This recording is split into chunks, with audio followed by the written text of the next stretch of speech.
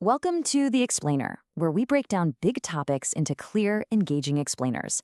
Today, we're going to put on our detective hats and figure out how companies seem to know exactly who you are and what you want to buy. All right, let's kick things off with a little puzzle. You remember Old Spice, right? Decades, it was the smell of your grandpa. But then, all of a sudden, it was everywhere, and it was being pitched to a much younger crowd. How on earth did that happen? Well, we're going to solve that mystery by digging into how companies find their perfect customers. So, to really get what's going on, we need to talk about this massive shift that's happened in marketing.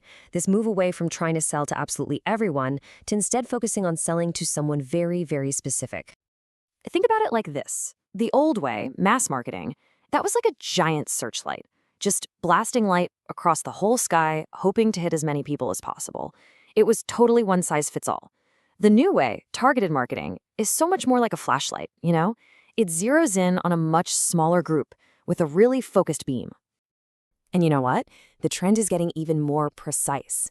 Some companies have pretty much traded in their flashlights for lasers, honing in on single individuals in a process called one-to-one marketing.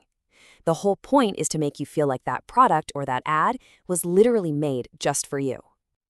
Okay, so how exactly do companies go from this giant faceless crowd to that one specific person? Well, it's kind of like they get out their knives and they start slicing up the market. And this whole process, it has a name, market segmentation. It's really the first, most crucial step for any kind of targeted marketing. It's all about finding groups of people who share common traits or wants or needs. Right, so why go through all this trouble? Well, because it is incredibly smart. By segmenting, companies can carve out their own little space in the market. They can create products that people actually want. And, like we're about to see, they can even breathe new life into an old brand. It just lets them be so much more strategic with their time and their money. All right, so the first and honestly the most common way to start slicing up that market is to look at the simple, hard facts about people. It's all about the who. Yeah, we are talking about demographics. Think of it like all the information you'd find on a census form. Your age, your income, where you live. It's the statistical portrait of a customer. And I know it seems basic, but this data is so powerful because these facts often link directly to what we need and how we shop. Take age, for instance. It's a massive demographic factor.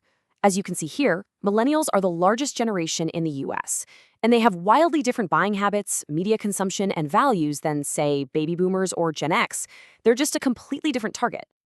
And this brings us right back to our mystery. Old Spice cracked the code by using demographic segmentation. They just stopped targeting boomers and started laser focusing on millennials and Gen Z with new products, new packaging, and of course, that famously bizarre advertising. They totally changed who they were talking to. Okay, but here's the thing. Knowing who buys your product, that's really only half the battle. To truly connect, companies have got to understand the why. Why do people make the choices they make? And that is where psychographics come in. This is where we go beyond the facts and get into the feelings. It's about what you value, what you're interested in, your attitudes, your whole lifestyle. It's basically the personality behind the stats. So, for example, there's this really well-known psychographic system called VALS, and using it, a company might find out their customer is a thinker. This person is motivated by ideals, they're practical, they do their homework, and they want products that are durable and just plain work. But then you might have a totally different customer, an experiencer. This person is all about self-expression and excitement. They're way more impulsive, they want whatever is new and novel, and they're going to spend their money on things like fashion, entertainment, and social events. You would talk to these two people in completely different ways. So here's the key difference, right here, in a nutshell. Demographics give you the cold, hard facts about a person, their age, their income. But psychographics, they tell you about the person themselves, their values, their interests, and, the real reason why they buy. All right, let's get to the final step. This is where we see how all this data, the who and the why, actually gets blended together to create a character that a company can almost have a conversation with. They do this by creating something called a persona. Now, a persona is a semi-fictional character that stands in for an entire market segment. It's a way to stop looking at spreadsheets and data points and start seeing a real, relatable human being. The whole goal here is to build a character that feels totally real. You start by giving them a name and a face, something to make them human, not just a data point.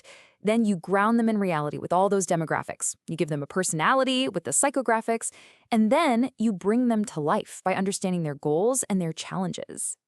So, instead of a faceless segment of males 18 to 24, a company gets to meet Mark. They know he's an intern, he lives with his old lacrosse teammates, and he shops super late at night on his phone. All of a sudden, it is so much easier to imagine how to make a product or an ad that will actually get his attention. So here's the thing to remember. This detective work, it's happening all around us, all the time. It is the reason some ads just feel like they're reading your mind. And it leaves us with a final question to chew on. The next time a product feels like it was made just for you, are you actually choosing it, or were you the target all along?